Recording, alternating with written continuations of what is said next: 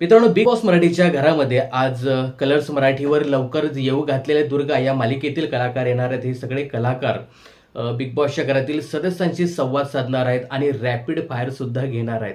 आता या आलेल्या पाहुण्यांनी बिग बॉसच्या घरातील बऱ्याच सदस्यांना विविध प्रकारचे प्रश्न विचारलेले आहेत आणि याच्यावरती सदस्यांनी सडेतोड सुद्धा उत्तरे दिलेली आहेत.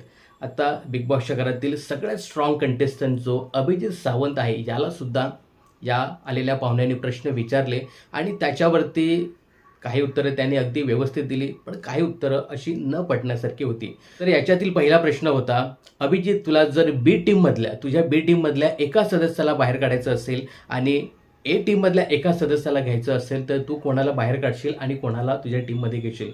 तर इथे क्षणाचाही विचार न करता अभिजित बोलतो की मी आर्याला माझ्या टीममधनं बाहेर काढीन आणि टीम एमधील इरिनाला मी माझ्या टीममध्ये घेईल. आता याच्यावरती आर्याला तो बाहेर काढणारच होता त्याच्या टीममधनं, हे तर माहीतच आहे, परंतु इरिनाला तो आपल्या टीममध्ये घेईल.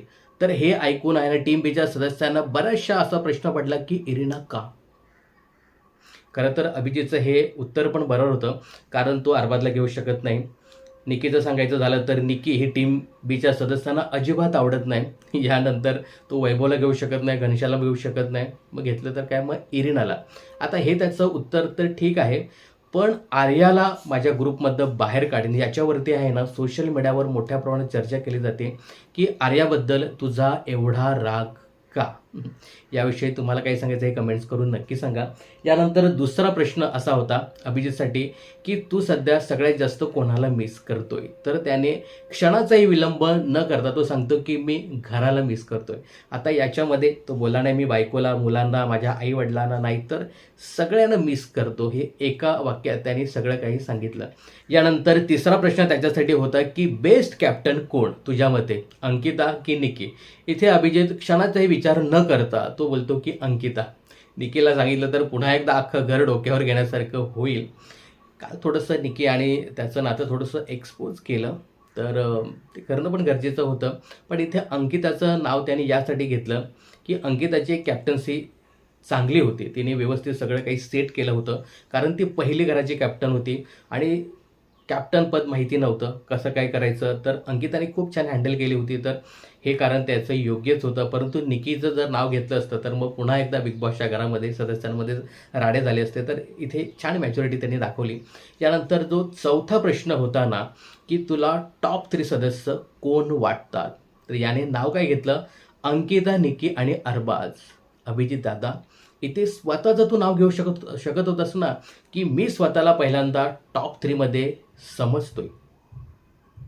त्याने स्वतःचं नावच घेतलं नाही, तर याच्यावर पण सोशल मीडियावर बोललं जाते की अरे स्वतःचं नाव घे ना, स्वतःला ठेव कुठेतरी. तर इथे त्याने अंकिता, त्यानंतर निकी आणि अरबाज या तिघांची नावं घेतलेली आहेत, मात्र तो स्वतःला कुठेच टॉप 3 मध्ये पाहत नाही. तर अशा प्रकारे 4 प्रश्न विचारलेले आहेत. तर या जो पहिला प्रश्न होता ना, तर आर्याला तू प्रत्येक वेळी टार्गेट करत जाऊ नकोस असेही प्रेक्षक त्याला म्हणताना दिसत आहेत. दुसऱ्या प्रश्नामध्ये त्याने घराचं छान उत्तरं दिलं. तिसऱ्या प्रश्नामध्ये कॅप्टन चांगला निवडला आणि या चौथ्या प्रश्नामध्ये टॉप 3 मध्ये त्यांनी स्वतःला ठेवायला पाहिजे होतं. अंकिताला तो प्रत्येक ठिकाणी ठेवतोय, त्यामुळे अंकिता ही बिग बॉसच्या घरातील त्याच्या मते स्ट्रॉंग कंटेस्टंट आहे हे दिसून येते. त्यानंतर दुसरी स्ट्रॉंग कंटेस्टंट आहे ती म्हणजे निकी आणि अरबाजला त्यांनी ठेवलेला आहे, तर अरबाजच्या जागेवर तो स्वतःला ठेवू शकत होता. तर अभिजितच्या या उत्तरांबद्दल तुम्हाला काय सांगायचं हे कमेंट्स करून नक्की सांगा. बिग बॉसच्या अशाच अपडेट जाणून घेण्यासाठी चॅनलला सबस्क्राईब आणि फॉलो करायला विसरू नका.